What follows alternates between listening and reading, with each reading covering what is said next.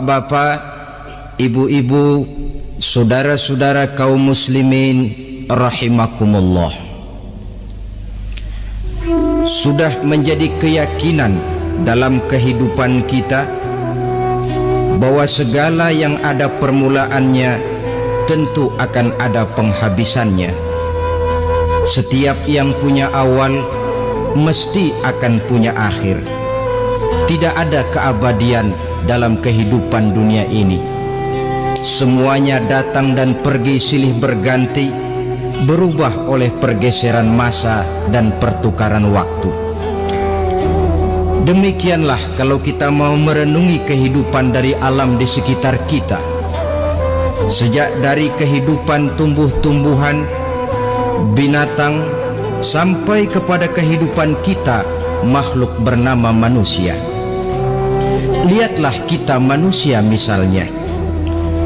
Dimulai sejak kita terlahir ke alam ini, keluar dari alam rahim ibu, menjadi bayi yang merah tidak berdaya, untuk kemudian berangsur meningkat menjadi anak-anak.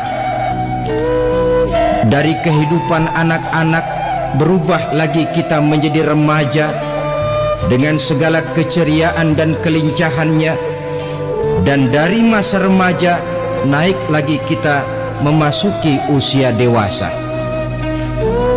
untuk kemudian berangsur memasuki hari tua.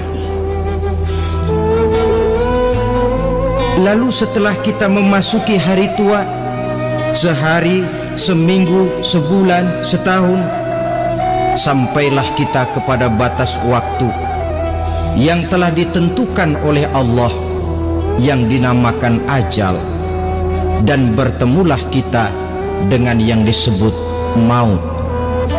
Ini merupakan kepastian dalam kehidupan. Kalau saja kita mau merenung perubahan-perubahan yang terjadi pada diri kita, seharusnya membuat kita insaf dan sadar. Di kala remaja kita begitu lincah, punya rambut yang hitam ikal berderai, punya lesung di pipit, punya senyum yang indah menawan setiap orang yang melihat, punya kulit yang kencang dan bersih. Manakala kita memasuki hari tua, perubahan frontal pun terjadi. Kulit mulai jadi keriput, rambut yang tadinya hitam ikal berderai mulai memutih, nikmat berkurang, gigi yang tadinya utuh dan sanggup mengunyah apa saja, satu demi satu permisi meninggalkan kita. Sangat boleh jadi dikala remaja kita senyum semua orang terpikat, dikala hari tua dengan kulit yang keriput dan gigi yang tidak ada lagi, manakala kita senyum mungkin orang bakal lari dari sekitar kita. Kemana keindahan yang tadinya begitu menawan? Kemana senyum lesung pipit yang tadinya menarik perhatian orang? Pergi meninggalkan kita, berubah oleh pergeseran masa dan pertukaran waktu. Nah, bila maut datang menjemput kita, selesailah kehidupan sampai di situ? Ternyata belum. Kalau lahir merupakan perpindahan hidup dari alam rahim ke alam dunia, maka mati hakikatnya merupakan perpindahan hidup dari alam dunia ini ke alam kehidupan yang berikutnya, yang dinamakan dengan alam barzah. Andai kata hidup cuma sekali, secara moral kita sanggup berkata, alangkah tidak adilnya Tuhan. Kenapa? Dalam kehidupan ini kan aneka ragam terjadi. Ada orang yang zolim, ada orang yang dizolimi, ada orang yang membunuh, ada orang yang terbunuh, ada orang yang kaya, ada orang yang miskin, ada orang yang jujur, ada orang yang menghalalkan segala cara. Sehingga banyak ketidakadilan yang terlepas daripada pengadilan dunia. Lalu orang pun bilang, di dunia ini katanya banyak pengadilan tapi sulit keadilan. Di dunia ini mudah mencari pengadilan, tapi sulit untuk mencari ketidakadilan.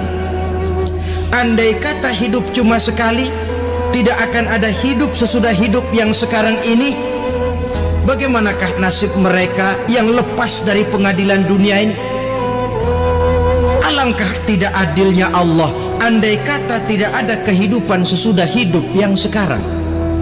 Tentulah akan terjadi di mana orang menghalalkan segala macam cara untuk mencapai tujuan.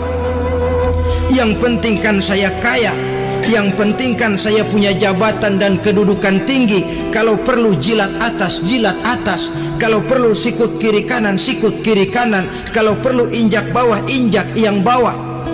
Ini prinsip daripada orang-orang komunis, dan pantas karena mereka tidak percaya kepada kiamat.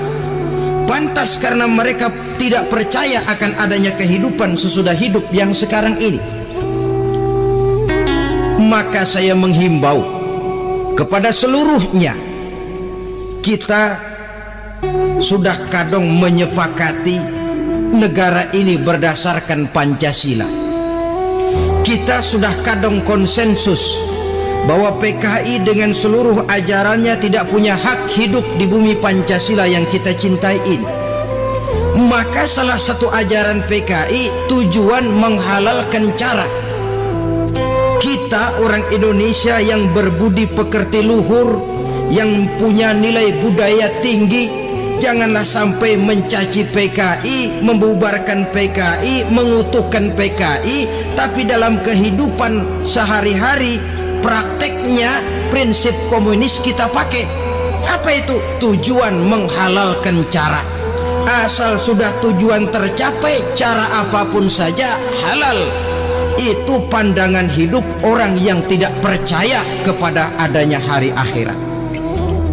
Sebagai muslim yang yakin akhirat ada, kiamat pasti akan datang. Hidup tidak cuma sekali. Maka kalau kita zalim, kalau kita berbuat aniaya, kalau kita melakukan korupsi, kalau kita merugikan orang lain, boleh jadi kita terlepas daripada pengadilan dunia. Tapi ingatlah, kita tidak akan pernah lepas dari pengadilan Allah, pengadilan Qadhi Rabbul Jalil, di mana kita akan diadili dengan seadil-adilnya, dan tidak satu perbuatan yang bersifat salah, yang bagaimanapun kecilnya, yang akan lepas dari pengadilan di akhirat itu nanti. Pantas saja kalau satu hari malaikat Jibril datang menasehati Rasulullah sallallahu alaihi wasallam, yang artinya juga menasehati kita semua. Apa kata malaikat Jibril kepada baginda Nabi? Ya Muhammad, ish ma syi'ta fa innaka mayyitun. Hai Muhammad, hiduplah semau kamu, tapi jangan lupa kamu pasti akan mati. Kalau memang dilarang tidak terlarang, dicegah tidak tercegah, kamu mau melaksanakan hidup menurut maumu sendiri, persilahkan, hiduplah menurut mau dan gayamu. Tapi jangan lupa, fa innaka mayyitun, satu saat kau pasti bakal mati. Dan mati itu bukan akhir dari segalanya, dia babak baru bagi kehidupan selanjutnya. Silakan hidup menurut maumu, tapi jangan lupa kau pasti akan mati. Wa'mal ma syi'ta fa innaka majziyun bih. Kerjakan apa saja yang kamu mau. Kalau kau mau menghalalkan segala macam cara, persilahkan halalkan segala macam cara.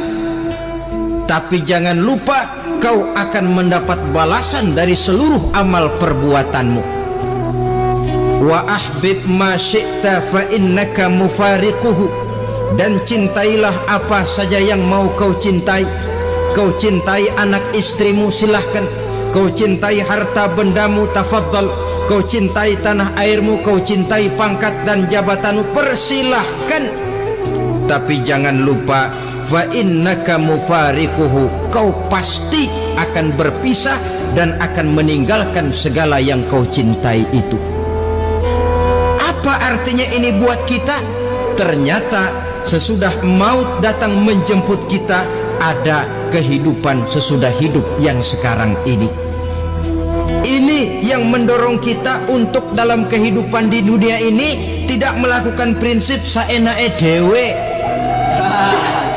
semaunya sendiri saja, asal perut kenyang, asal pangkat tinggi, asal harta dapat. Masa bodoh dengan merugikan orang lain, masa bodoh dengan menipu orang lain. Iku jenenge saenake dewe. Muslim tidak diajarkan. Ingat manusia, setelah kau mati, setelah kiamat datang, kau akan dibangkitkan, kau akan dimintakan pertanggungan jawab tentang kehidupan yang sekarang ini. Saudara hadirin, oleh sebab itu kalau kita bicara soal kiamat, soal akhirat, ini memang masalah yang gaib, yang sepenuhnya tidak bisa dicernakan dengan kemampuan penalaran intelektual. Dasar di dalam membicarakan ini tidak lain adalah iman kita kepada Allah Subhanahu wa ta'ala. Bukan cuma zaman sekarang, dari zamannya Nabi, orang itu kalau sudah bicara kiamat, bicara akhirat, ada yang ragu-ragu, ada yang menolak sama sekali. Bukan dari zaman sekarang, dari zaman dulu. Pernah kok satu saat Rasulullah itu dakwah menceritakan, saudara-saudara, akan terjadi kiamat di mana Allah akan membangkitkan manusia dari kuburnya untuk memintakan pertanggungan jawab. Ini dalam dakwahnya Nabi pidato macam itu. Apa reaksi orang? Yang beriman ya mantap, tapi yang tidak beriman, bajingan-bajingan Quraisy ini, mereka bertepuk tangan, mengejek, mencaci.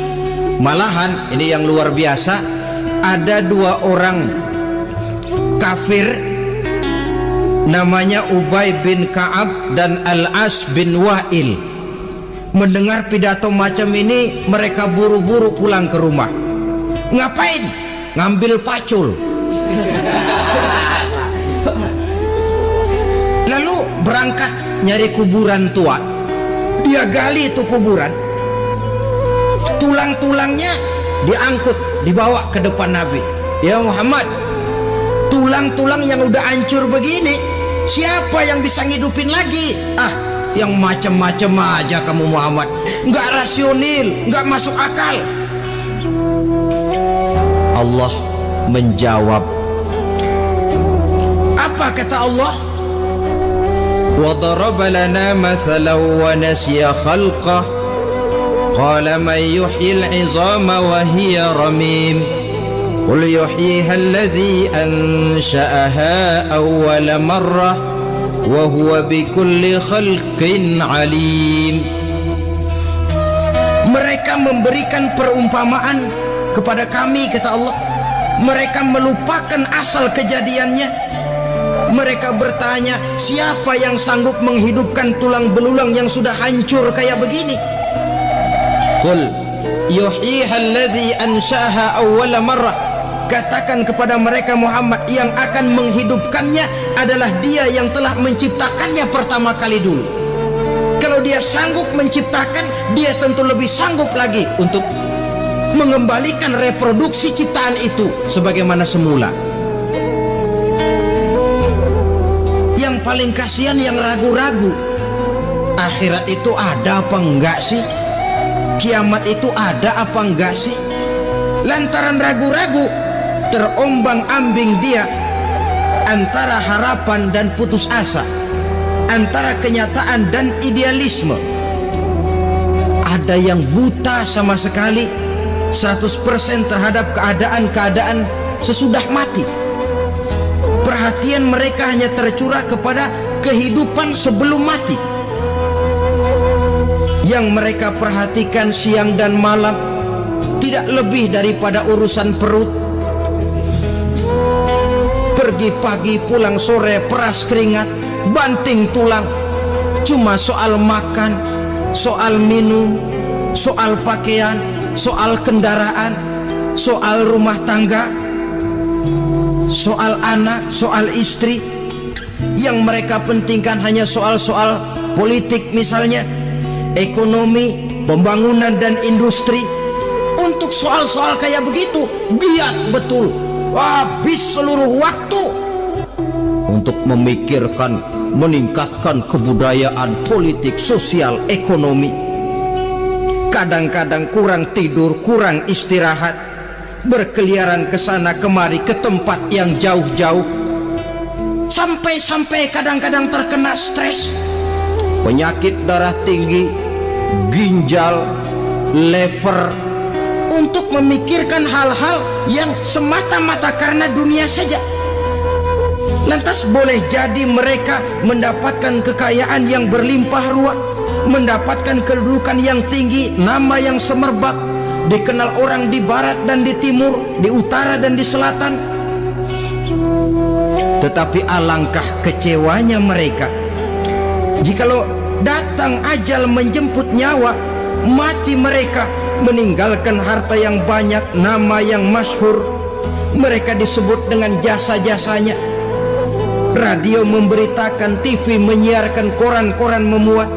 Bahkan nama mereka kadang-kadang dikenang 2-3 tahun setelah wafatnya. Tetapi dalam pada itu roh mereka merintih, mengeluh, menderita, karena dilemparkan oleh Allah ke tempat-tempat yang kotor, penyesalan yang sudah tidak akan ada gunanya lagi. Saudara-saudara kaum muslimin rahimakumullah, oleh karena itu kehidupan akhirat bukanlah dongeng dan takhayul, bukan khurafat dan hayalan.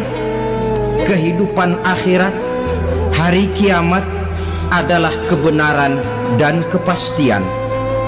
Dalam surah Al-Hajj ayat ke-7, Allah Subhanahu wa taala menyatakan, wa anna as-sa'ata atiyatun la raiba fiha wa anna Allah yab'atsu man fil qubur, dan bahwasanya kiamat itu sesungguhnya adalah sesuatu yang pasti dan tidak ada keraguan-raguan lagi di dalamnya, dan bahwasanya Allah sungguh-sungguh akan membangkitkan manusia dari kuburnya masing-masing.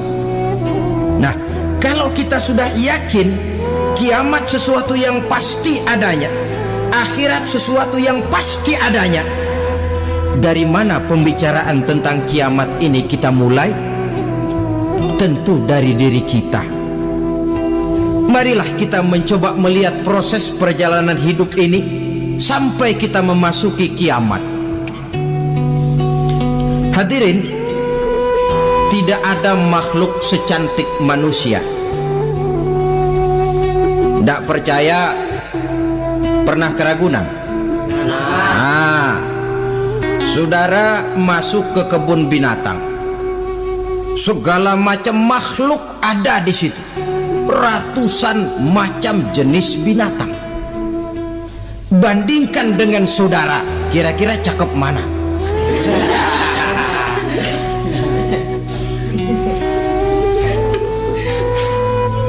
Dari seluruh makhluk yang diciptakan Allah itu, manusia fi ahsani taqwim, dalam bentuk yang paling sempurna, sejak susunan biologis sampai kemampuan berpikir. Biologis kita ya Allah, diciptakan kita begini rupa, diberikan 2 kaki untuk berjalan, 2 tangan untuk bekerja, diberikan 2 mata, dua-duanya di depan. Pernah saudara mikir kalau mata kita yang satu di depan, yang satu di belakang? Ah, rasanya nggak laku kacamata itu.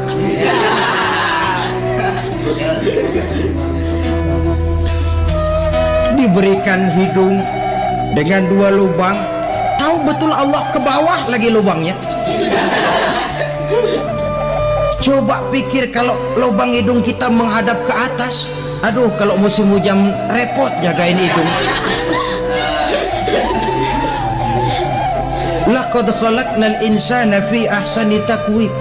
Sungguh telah kami ciptakan manusia dalam bentuk kejadian yang paling sempurna ketimbang makhluk-makhluk Allah lainnya.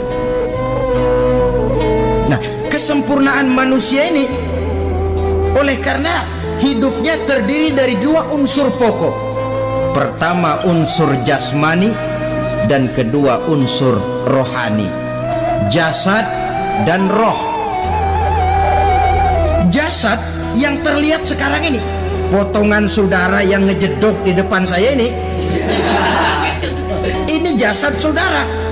Ini yang berasal dari sari pati makanan yang dimakan oleh bapak ibu kita.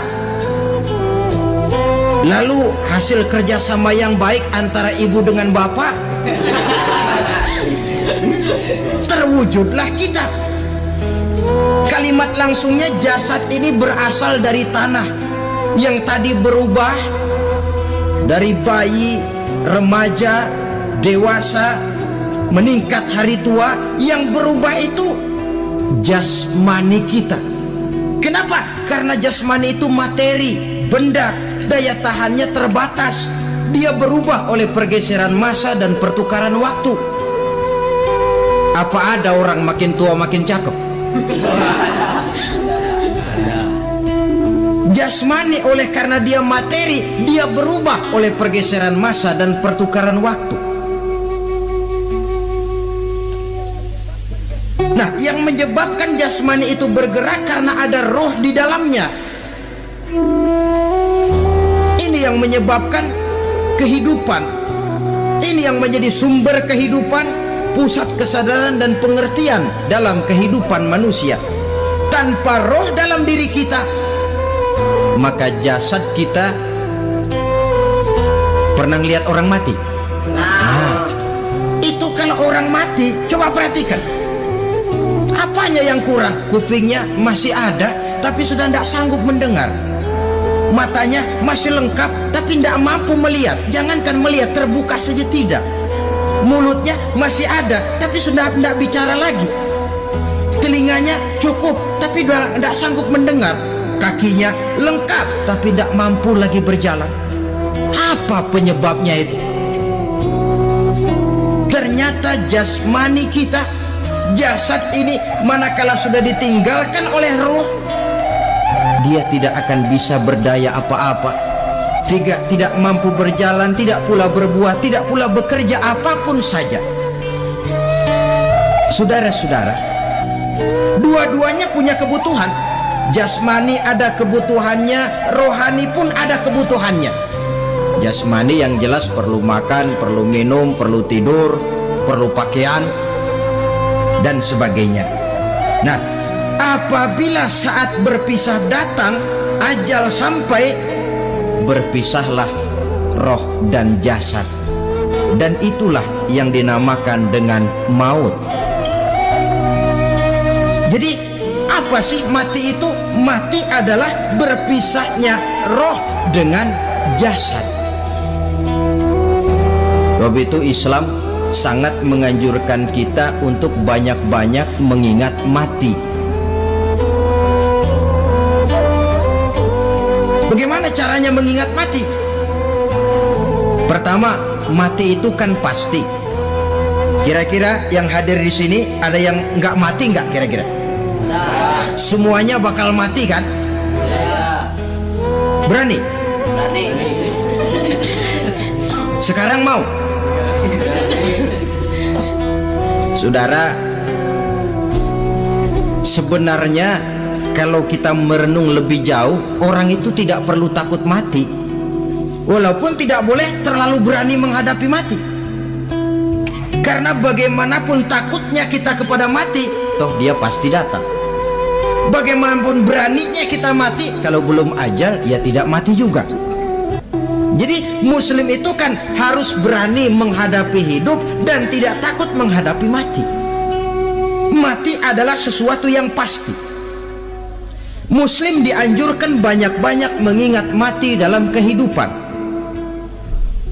Caranya bagaimana? Pertama, berziarah, nengokin teman yang sakit. Ya? Suka nengokin teman yang sakit enggak? Oh, itu pahalanya kata Nabi. Menengok orang yang sedang sakit lebih afdol daripada sholat sunnah 1000 rakaat.